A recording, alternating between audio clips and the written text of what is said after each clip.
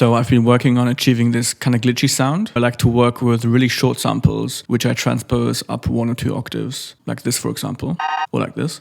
In this case, these are piano samples taken from this.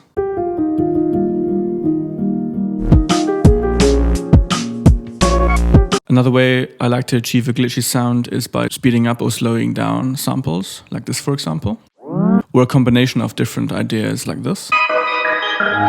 I would integrate it like this.